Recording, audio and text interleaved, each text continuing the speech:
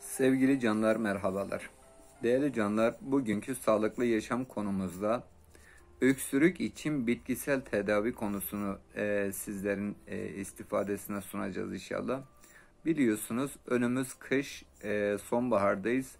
Kış aylarına girmesiyle beraber hastalıklar tavan yapar. Özellikle de soğuk algınlıkları ve çeşitli enfeksiyonlar, hava değişimiyle beraber insanın bünyesinde birçok hastalıklar meydana gelir. Öksürük için evde hazırlayabileceğiniz ve öksürükle, bitkilerle mücadele edebilmek için çeşitli yöntemler ve formüller bulunmaktadır. İşte biz bu videomuzda öksürük için bitkisel doğal tedavi çözüm önerisini sizlere sunacağız. Doğal bir antibiyotik görevi gören bir şurubun tarifini sizlerle paylaşacağız inşallah.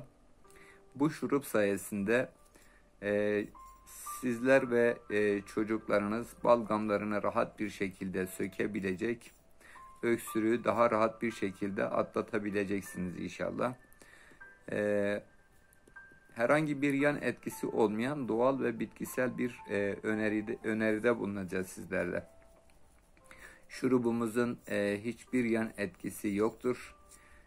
Koruyucu özelliklerinden dolayı bağışıklık sisteminizin öksürükle ve hastalıklarla mücadele etmesinde gerçekten etkili olduğuna inandığımız bir şurup tavsiyesi. Öksürük için bitkisel tedavi, doğal öksürük şurubu.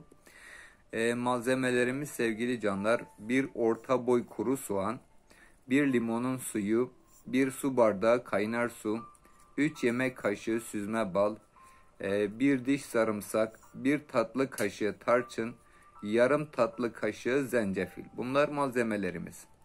Şimdi doğal öksürük şurubumuzun tarifi ve yapılışı.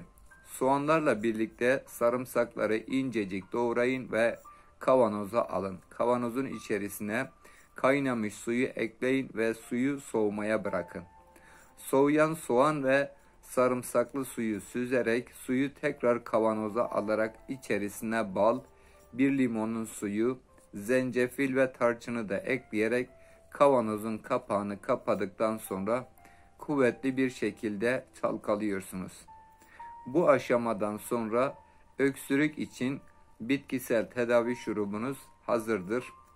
Çocuklar bu şuruptan öğünlerin ardında bir yemek kaşığı, büyükler ise bir kahve fincanı büyüklüğünde tüketebilirler. Bu şurubu 2 yaş altı çocuklara vermemenizi öneriyoruz.